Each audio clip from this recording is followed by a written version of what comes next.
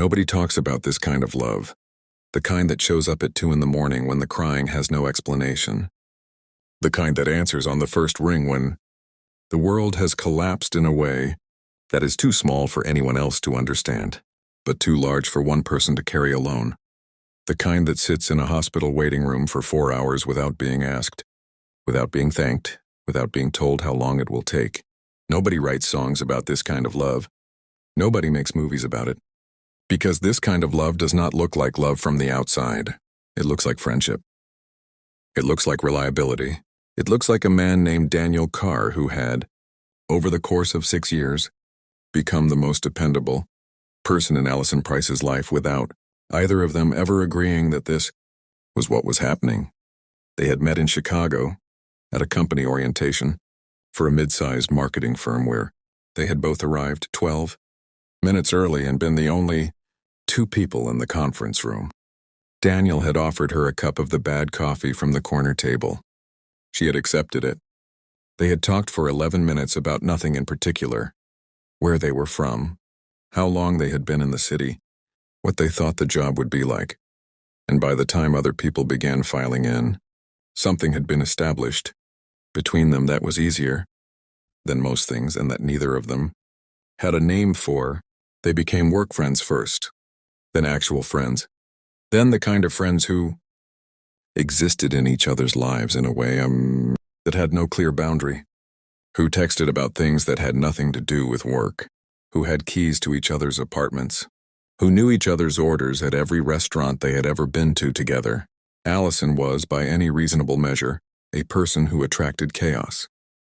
Not because she was careless, she wasn't, but because she was fully alive in a way that invited things to happen to her. She fell in love quickly and trusted people before they had earned it and took jobs that were wrong for her and moved apartments on impulse and made decisions that were correct 60% of the time and wrong in ways that required significant recovery the other 40. She was funny and warm and perceptive and genuinely good, and she was also approximately twice a year in a situation that had no clean solution. Daniel was the person she called, not always first. Sometimes she called her mother first, or her college roommate Jess, or whoever she was dating at the time. But Daniel was the person she called when the first call hadn't helped. When the situation required someone who knew the full context, who remembered the thing she had told him 8 months ago that turned out to be relevant, who didn't need the background explained, who had been there for the last version of this problem and the one before that. He came when she asked him to come. He listened when she needed to be heard.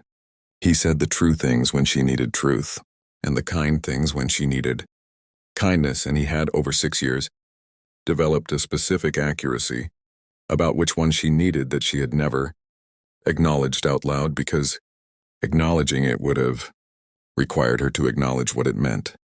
The first time Daniel understood clearly what the shape of things was, he was 29 years old and sitting in Allison's kitchen at 11:30 at night while she cried about a man named Brett who had, in Daniel's assessment, been obviously wrong for her from the beginning, an assessment he had offered once, carefully and then kept to himself when she had not received it. He sat with her for 3 hours. He made tea. He said the things that were true without being cruel. He drove her home when she fell asleep on the couch and didn't want to wake up in a place that reminded her of Brett. The next morning, Brett sent a text. Allison called Jess to tell her. Daniel found out 2 weeks later in passing. When Allison mentioned that things with Brett were complicated again, he absorbed this information and said something supportive and went home and stood in his own kitchen and understood, for the first time with full clarity, the specific arrangement he was living inside. He was the person she needed when things fell apart. He was not, apparently, the person she thought of when she wanted to share the good things. He didn't know what to do with this. He kept showing up. Over the next 2 years, he received the call when she didn't get the promotion she had been counting on. The call when her father went to the hospital for what turned out to be a false alarm but didn't look like a false alarm for 18 terrifying hours. The call when Brett finally ended things for good. The real end. The one with no reversal. And she sat on the phone with Daniel for 2 hours and said that she felt like something had been taken out of her. The call when the new apartment had a mold problem and her landlord wouldn't respond and she didn't know what her rights were. The call when a friendship she had cared about dissolved in a way that made her question her own judgment. He did not receive the call when she got the better job 6 months after not getting the promotion. He found out in a group text with 4 other people. He did not receive the call when she started seeing someone new, a man named Garrett, whom Daniel met at a dinner party Allison hosted and understood, from the way she looked at Garrett across the table, that this had been happening for at least a month. He did not receive the call when she ran a half marathon she had been training for. He saw it on Instagram, the photo of her at the finish line with Garrett's arm around her, both of them laughing. He pressed the like button. He meant it. He was genuinely glad she was happy. He was also alone in his apartment on a Tuesday night, looking at his phone and finally asking himself the question he had been avoiding for 6 years. What exactly was he to her? The answer, when he let himself sit with it, was not cruel. Allison was not a cruel person.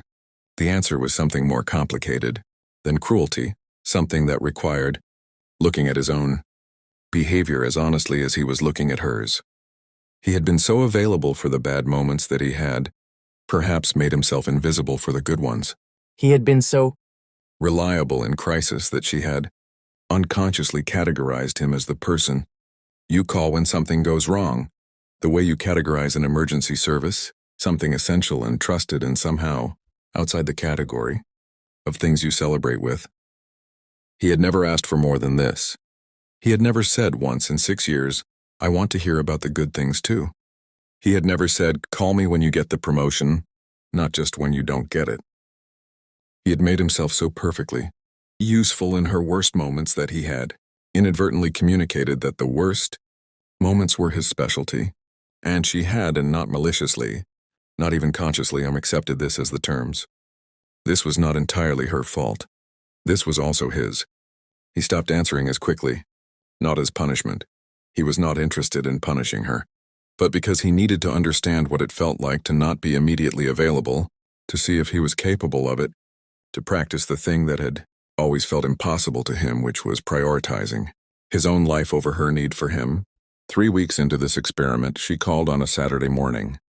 He let it go to voicemail. She left one. Her voice sounded normal, not urgent, casual, and saying she wanted to catch up. Was he free for coffee? He listened to it twice.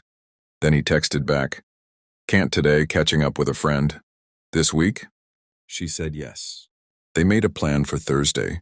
On Thursday, he sat across from her at the coffee place they always went to, and he looked at her, really looked at her, the way he hadn't let himself fully look in a long time, and he said the thing he had been building toward for 6 years without knowing it. He said, Mike, can I tell you something? She looked at him. She knew him well enough to know this was different. Of course, she said. He said, I don't think you know what you have in me. She was quiet. He said it without anger. He said it clearly and carefully, the way he did most things. He said, I am there for every hard thing. I am the person you call when the world is falling apart. And I'm grateful for that. I'm genuinely glad you trust me with those things. But you called Jess when you got the new job. I found out in a group text. You've been with Garrett for 2 months, and I met him at a dinner party. I don't say this to make you feel bad. I say it because I think you don't realize you're doing it. Allison looked at her coffee cup. And I think, he said, that I let it happen. I made myself so available for the hard things that I never asked to be included in the good ones.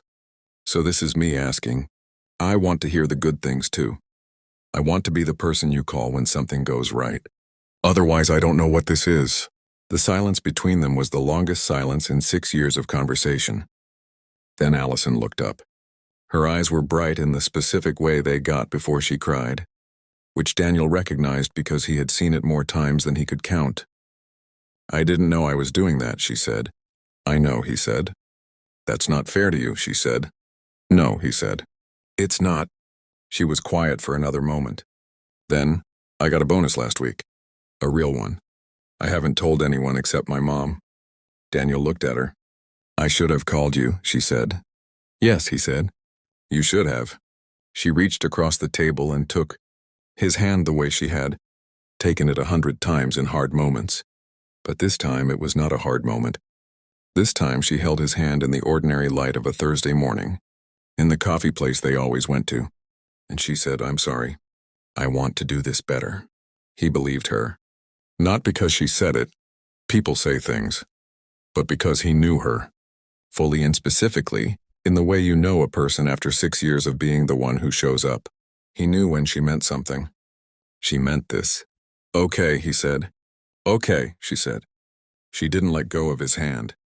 Outside the coffee shop window, Chicago moved past in its ordinary way. The city that had held them both for 6 years without knowing it was holding a friendship that had just, quietly, in the middle of a Thursday morning, decided to become something it had always been but never named. They stayed for another hour. She told him about the bonus. He told her about a trip he had been planning and hadn't mentioned to anyone. She laughed about something he said. He laughed at something she said. They talked the way they always talked, except that something had been said that couldn't be unsaid, and the thing that had been said was not a wound but an opening. He walked her to her office building afterward. At the door, she turned around. "Next time something good happens," she said, "you're the first call." He nodded. She went inside. He stood on the sidewalk in the November Chicago cold and felt something settle in him. Not the ache he had carried for 6 years, and not quite happiness yet, but the specific quiet of a man who has finally said the true thing and found that the true thing did not break what he was afraid it would break. It was a beginning. The real kind, not the kind that announces itself, but the kind that has been there all along, waiting for someone to notice. He started walking. For the first time in a long time, he didn't check his phone.